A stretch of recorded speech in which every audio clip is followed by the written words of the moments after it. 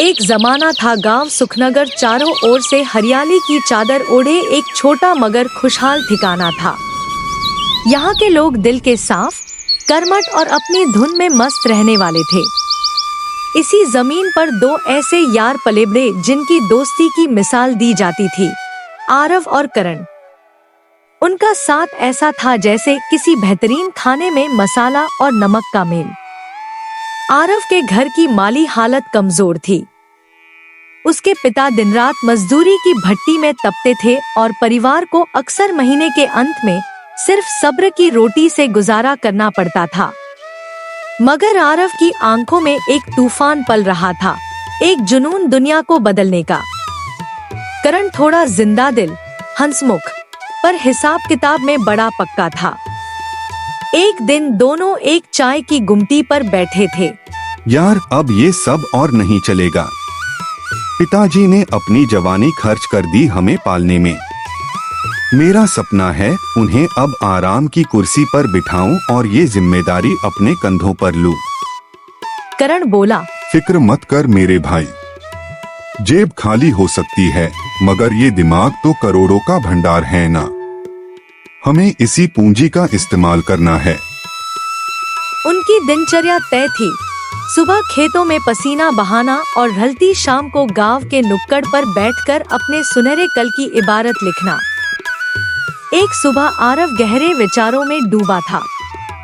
सिर पर घर के किराए का बोझ था और माँ की तबीयत भी नाजुक थी।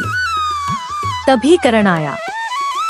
ओए, ये ले खास समोसे मिठाई वाले गोपाल की दुकान से।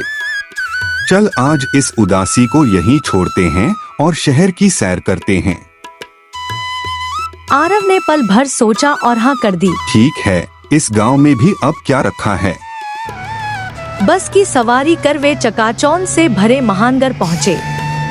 ऊंची इमारतें, तेज भागती गाड़ियाँ और हर तरफ चमकते विज्ञापन, यह सब उनके लिए किसी जादुई दुनिया से कम नहीं था। भाई वो देख, लोग कैसे एक छोटी सी दुकान पर टूट पड़े हैं। वहाँ छोले भटूरे का एक ठेला लगा था। मसालों की मदहोश कर देने वाली खुशबू पूरे माहौल में फैली थी। यार, ये क्या चीज है? इसे छोले भटूरे कहते हैं। सुना है पंजाब की जान है। उन्होंने एक प्लेट मंगवाई। पहला कौर मुंह में रखते ही दोनों ने एक दूसरे को देखा। एक मौन सहमति थी। अरे बाप रे, ये तो कमाल है। उसी पल उनके भीतर एक नया सपना जन्मा। अगर हम यही चीज अपने गांव में बेचे तो?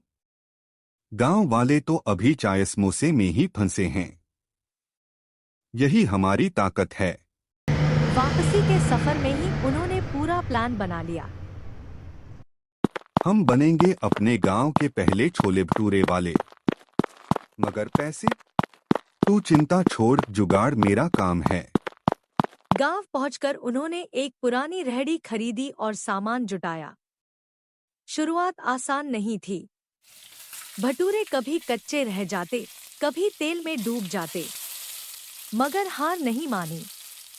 कई कोशिशों के बाद उनका स्वाद परफेक्ट हो गया। उन्होंने ठेला चौराहे पर लगाया। धीरे धीरे लोग आने लगे। अरे ये क्या नया है? करण हंसते हुए बोला, एक बार खाओ फिर समोसा भूल जाओ। और सच में लोगों की लाइन लग गई। देख आज की कमाई, कल से दुगना माल। धीरे धीरे उनका काम चल निकला, मगर एक कमी थी, बैठने की व्यवस्था। तभी गांव में मेला घोषित हुआ। विजेता को 50,000 रुपए का इनाम मिल गया। फंड मेले में उन्होंने अपना स्टॉल लगाया। मुख्य अतिथि आए, स्वाद चखा और बोले, इसमें मिट्टी की खुशबू है, असली स्वाद। उन्होंने इनाम जीत लिया। अब उनका स्टॉल शानदार बन गया, कुर्सियों के साथ। मगर पास ही समोसे वाला गोपाल जल रहा था। उसका धंधा ठप हो गया था। एक दिन उसने मौका पाकर गल्ले से 1,000 रुपए चुरा लिए। शाम को गिनती हुई। 5,000 रुपए होने चाहिए थे, 4,000 रुपए क्यों हैं? आरव गुस्से में बोला। तूने तो नहीं लिए। करण आहत हो गया। इतने सालों की दोस्ती पर शक।